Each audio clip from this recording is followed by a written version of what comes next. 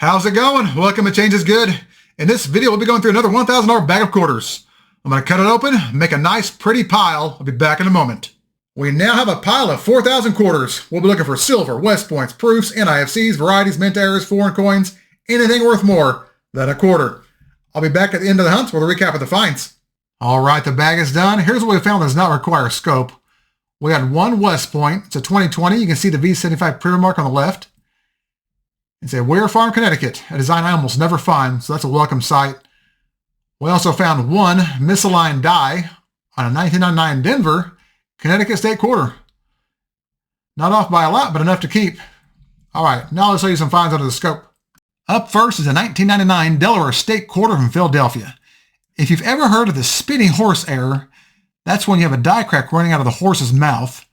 This is actually not one of those. This one has die chips in the A and R of Caesar and the N in Rodney. A coin like this would probably sell for around $2 on eBay, but if it also had the spitting horse die crack, it would probably sell for between $5 and $6. Up next is a 2017 Ozark Riverways, Missouri quarter from Philadelphia. If you look up here in the tree limbs, you can see a pretty good sized die chip right there. I couldn't find an example with this specific die chip that is sold recently on eBay, but I would assume it would sell for between $2 and $3. Here we have a 2022 Wilma Mankiller quarter from Philadelphia. If you look at George's mouth, you can see a die crack running from his upper lip through the corner of his mouth all the way down through his chin. This is known as the drooling George error.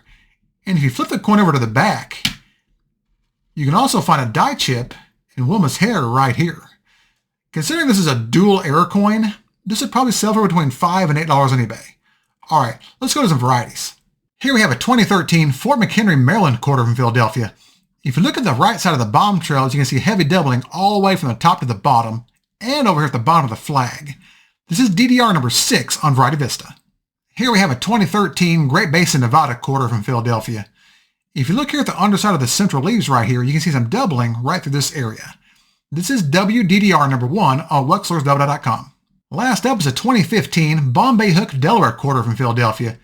If you look right here in the center, you can see an extra little blade of grass popping up right here.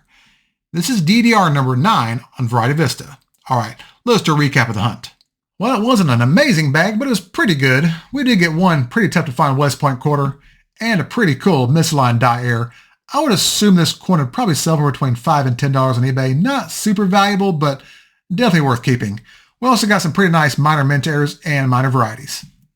As you can see, I experimented a little bit. I put the coins on a white surface instead of a black one to see how it affect the focus, and it seems to be a little bit better.